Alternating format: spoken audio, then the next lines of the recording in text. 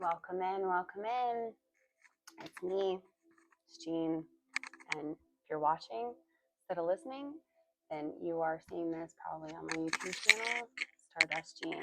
So welcome in. This is my house.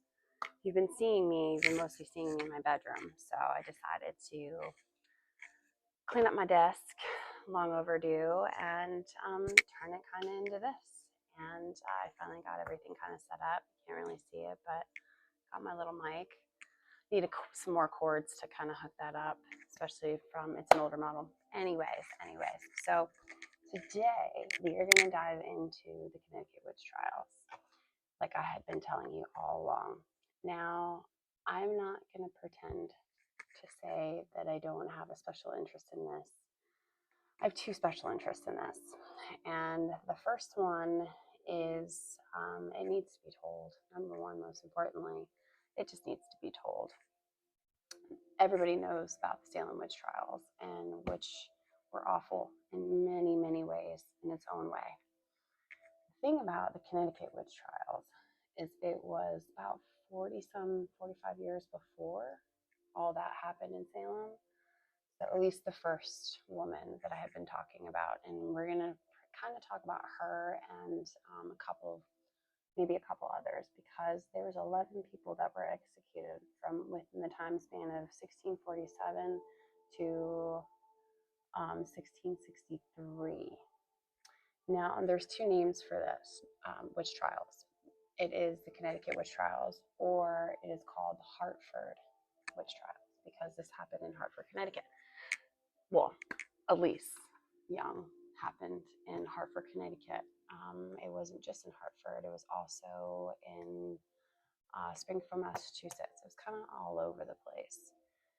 And the one thing you have to remember is that I didn't realize, which makes sense after reading it, is that every state had its own kind of.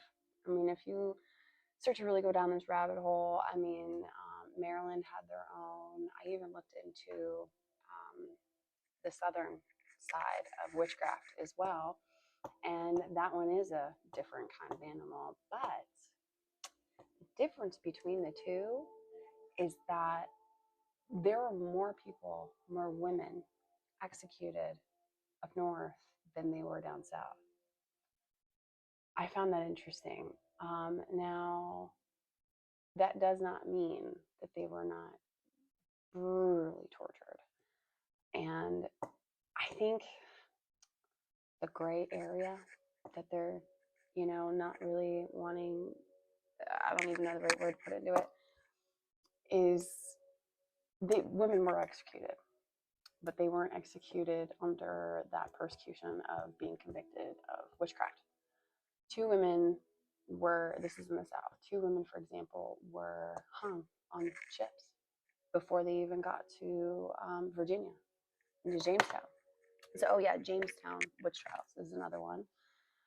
You don't really start to get into like the voodoo aspect in the South until like around the 1700s. So, and that was because of the slave trade, before the Civil War. So today we're going to talk about the beginning, early years. Now, it is also important to say that if you've been following me and you at all on TikTok, then you, or on here too, with my friend Patricia and I, when we did that little ghost hunt in Connecticut. And that's honestly how I stumbled upon this.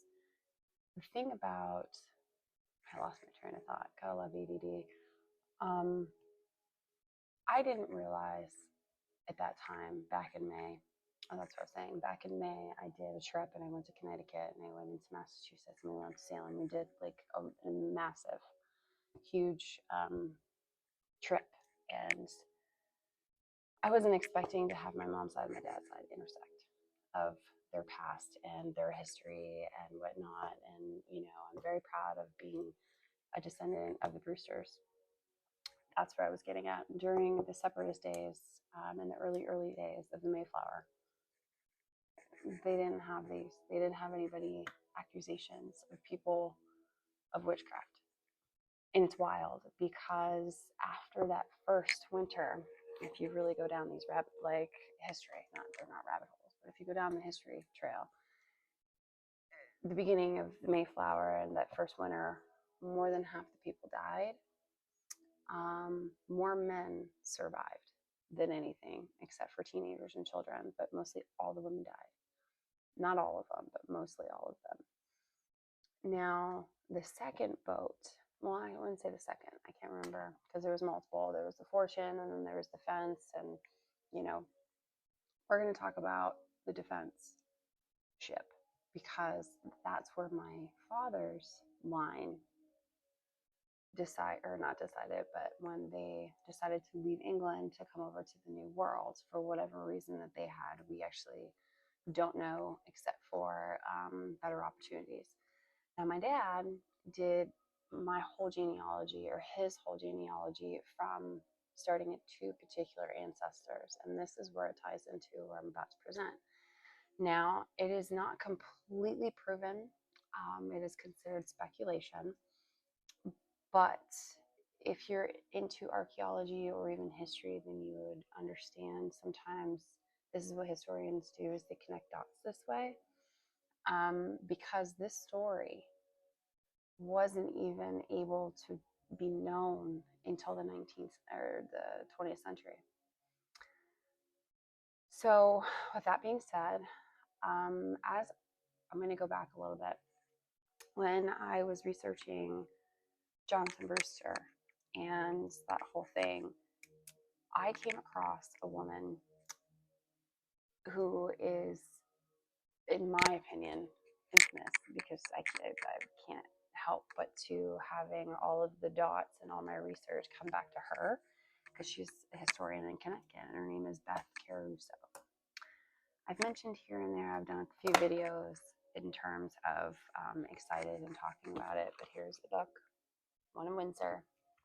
There's multiple books that are written, because this journey, One of Windsor, is because Alse Young, aka Alice Young, came from Windsor. It's where, they believe that she came from. And there is proof that have been found that she was from Windsor, and her name was Alse. How does this tie into my family? Well, Winifred and William Holman with an L, not Homan, even though that is a surname of the Holman, they decided to come over into the New World, and they had multiple children that I'm sure Winifred needed help with. So they just decided, for whatever reason, to hire an indentured servant, which, if you don't know what an indentured servant is, yes, there's stories, I'm sure, of horrificness, but in this particular story, or this particular time, or whatever, they needed a nanny. They just needed somebody to help. And the deal, or how it usually works, is they couldn't afford a ticket or whatever, a way to come here to pay their captain, that they would, seek out certain families, or they would know, and they would hear, and people would connect the dots and say, yeah, this person can help you. Of course, it comes with a price, and that price is you have to work for it. So to work off your whatever, which, the reason I say this case is a little different is because through the research that I've been following through Beth, or this historian, is that the reason they believe the indentured servant from Winifred and William Holman, because her name was also Alice, or Alse. She had a different last name, and she was roughly around 20 years old. Now, why does that matter, and why they think that it's connected? It's probably because she got married to a John Young, and that's a whole long story, which hopefully we can get into. I'm just telling you the backstory of why this is personal to me. With that being said, within this research, they figured out that the Youngs were neighbors and friends with the Tinkers, I think is how you say it. Forgive me if I'm saying it wrong. But the Holmans also knew them. So a lot of times, and not even a lot of times, even if these people didn't know each other before, they came over besides the Mayflower, because everybody on the Mayflower all knew each other. Boats like the Defense, the Fortune, and all that good stuff, it's more than likely that either if they didn't know each other before, they got to know each other on the ship, because they were on these ships for 3 to 4 months, if not longer. So, and yeah, so they probably knew each other. So that's how these dots are connecting. I find it fascinating because of the world I come from, I grew up in, that to know that there was a connection. Also, the cherry on top of believing this is definitely stems from the fact that Winifred Holman, why am I saying my last name wrong, was not convicted, accused of witchcraft herself, along with her daughter. They were acquitted. They were never convicted. About 20 some years after Alice was murdered. But yeah, so kick back, listen to the story. I'm going to say all their names, and hopefully I can get more into Alice's story, and hopefully I didn't just give it more away. I have my trusty little iPad now, so I'm going to read you the names of the accused. And if my editing works, I'm going to try to have them go across screen. If you don't see them across screen, it's because I couldn't find a good editing. So I'm going to put these on because they are blue blockers. So here we go. Obviously, Alse Allison Young of Windsor in 1647. She was the first person on record to be executed for witchcraft in colonial America. She was hung during an influenza epidemic, with some scholars suggesting that she was blamed for it. Mary Johnson of Wethersfield in 1648. She was the first person in Connecticut to confess to witchcraft, making the first time a couple was hung or hanged for witchcraft in the colonials, or the colonies, not colonials, colonies. Goodwife Bassett of Stanford in 1651, an innocent young woman whose persecution was later the subject of a novel. I don't know what that means, but we'll find out.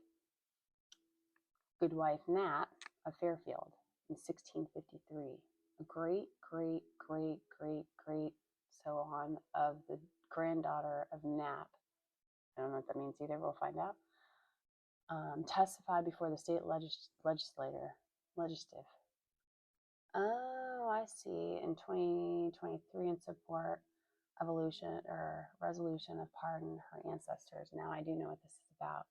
I'm going to finish these names and I'm going to come back to that. I was very tired when I went through all of these last night. Linda Gilbert, she was also from Windsor in 1654. She was blamed and hanged for bewitching a gun that misfired, killing a man in 1651. Mary Stanford of Hartford. Stanford was accused during the Hartford Witch Trial, the Hartford Witch Panic, which I call it the Witch Trials. It's a great name for it. The panic side. While Governor Jonathan Withrop Jr. was out of the colonies, she was hung for supposedly attending a coven meeting. Yeah, we're going to get into Jonathan Withrop Jr. because he's honestly my favorite person in history, and finding all of the stuff out I found out through Jonathan Brewster and the connection with that. He sounds like a pretty cool guy. Anyway, Nathaniel and Rebecca Greensmith of Hartford in 1663. This married couple was hanged during the Hartford Witch Panic. Mary Barnes of Farmington in 1663. She was hanged with the Greensmiths during the same panic. Okay, now these are people that were accused but not executed in Connecticut area. Other accused individuals who were indicted or suffered greatly but not executed. And that's what was popular in the Virginia colonies, by the way. But not executed, which included Elizabeth Godman, Elizabeth Garlick. Yeah, literally garlic, but spelled way different. Elizabeth Godman was 1655. Elizabeth garlic was in 1658. Nicholas and Margaret Jennings of 1661. Elizabeth Blackleash, I hope I'm saying that right, 1662. Winifred Benham of 1697, and her daughter Winifred Benham Jr.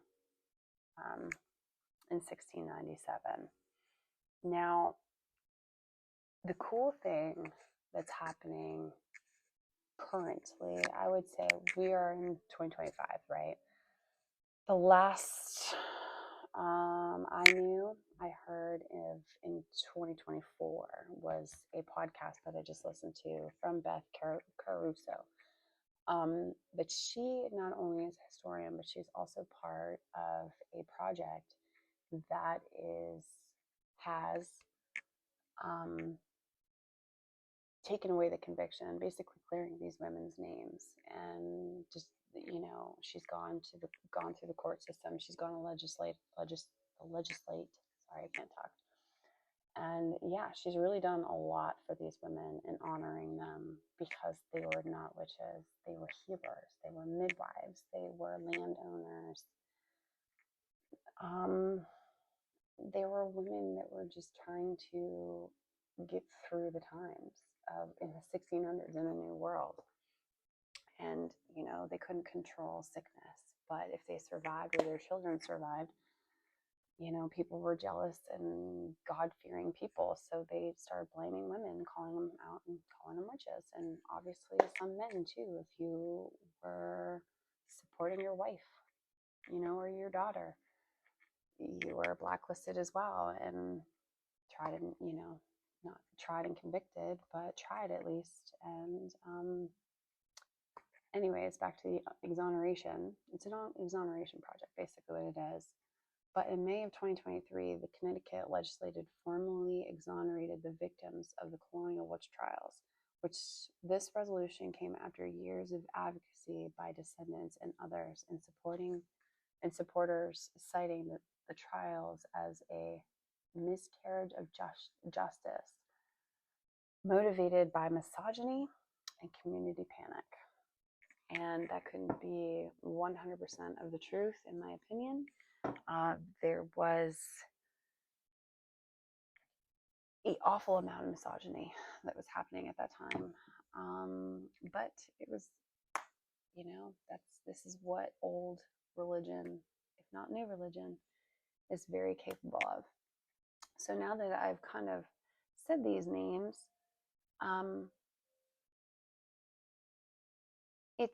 you have to think about it.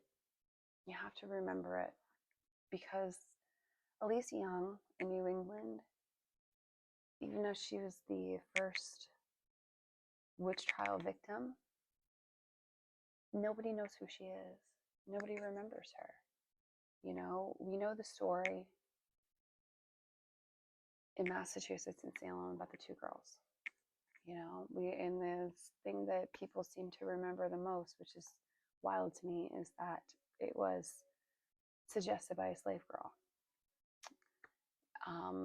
because she had her own religion. So the fear from that, the fear of different religions, added to two young girls. We all know the story, but we don't know the story of what happened to these women.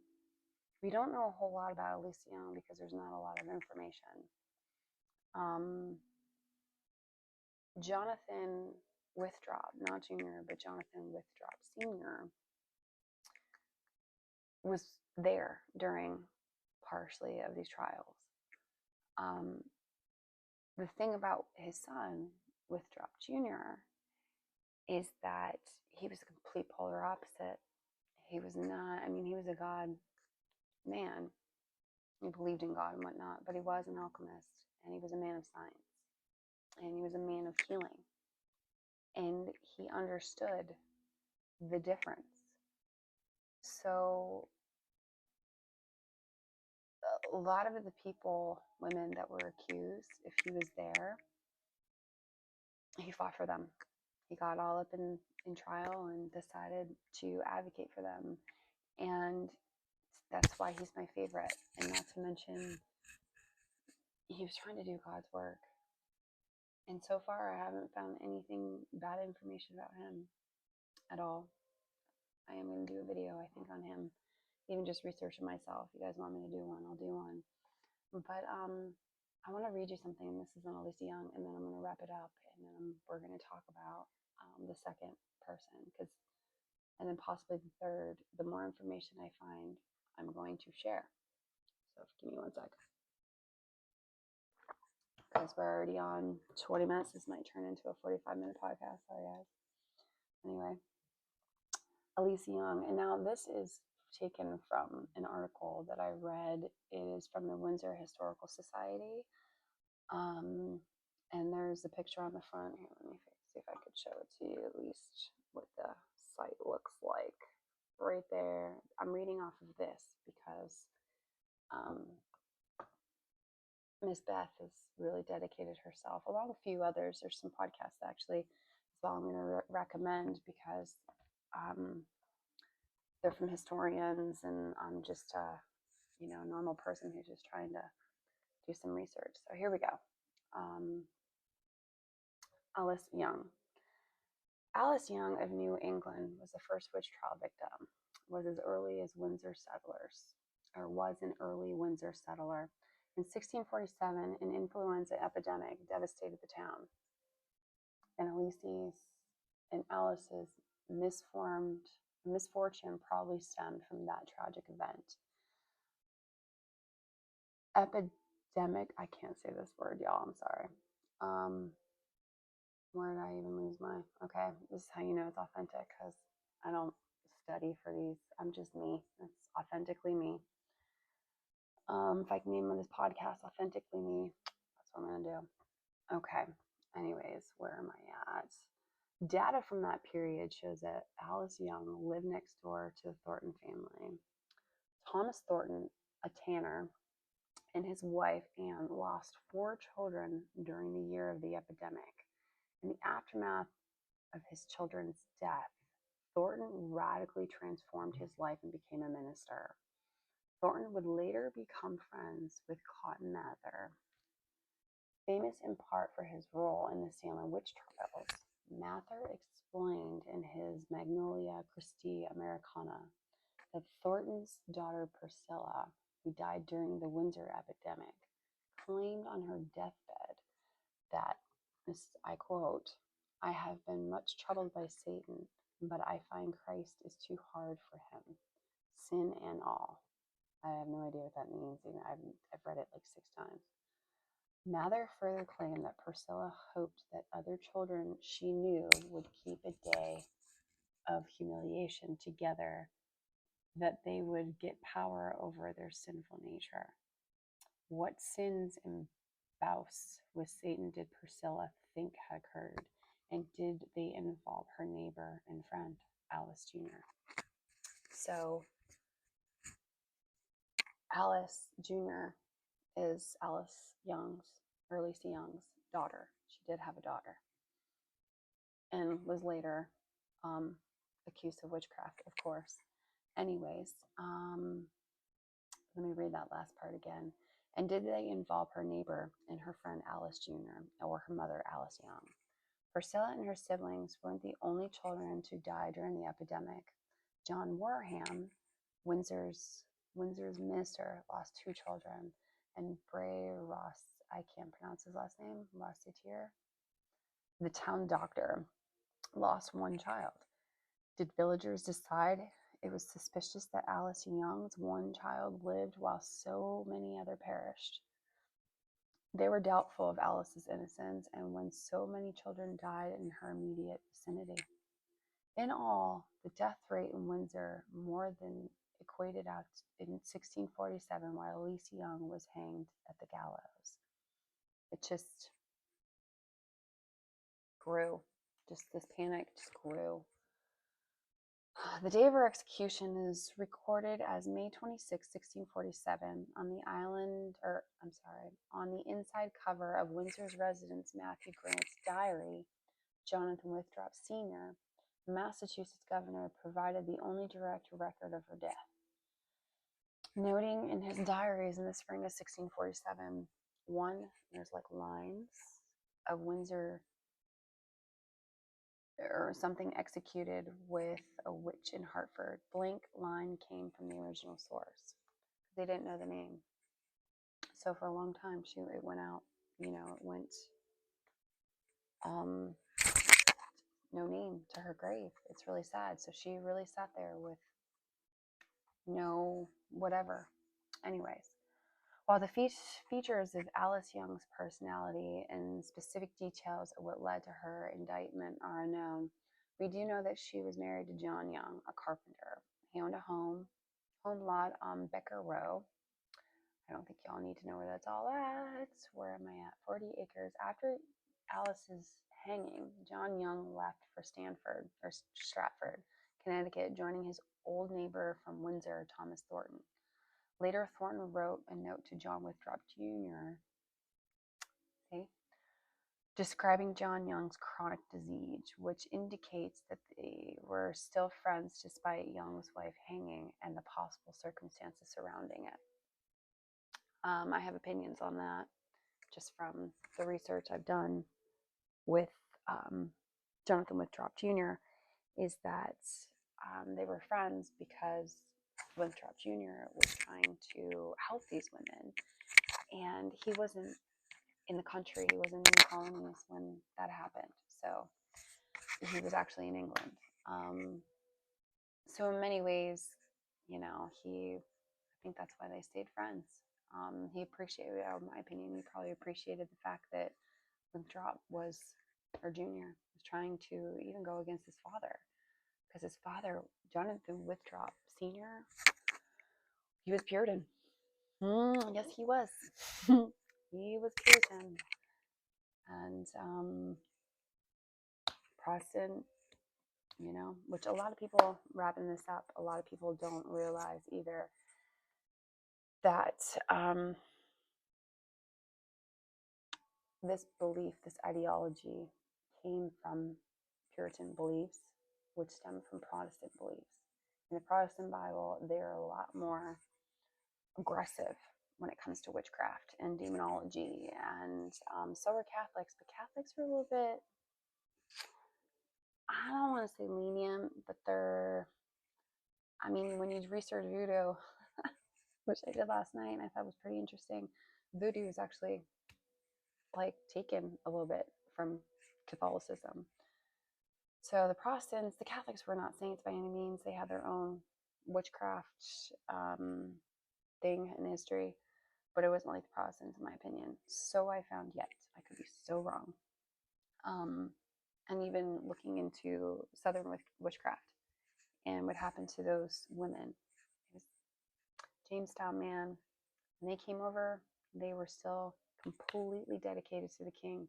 They wanted to be part of England. The North didn't. The Mayflower came over here against the king, wanted to break free. Jamestown didn't, and it shows with their witch trials because they were a lot more brutal. Anyway, hopefully I can get the next one out. It's still going to be episode 2, but it's just going to be parts. It's going to be part 2. So this would be part 1. If you finally decided to come see me, guys, cheers. And hopefully that's my style is not too raw for you guys and gets boring. Kind of why I'm authentically me, because I try not to be boring. Anyways, bye. Cheers.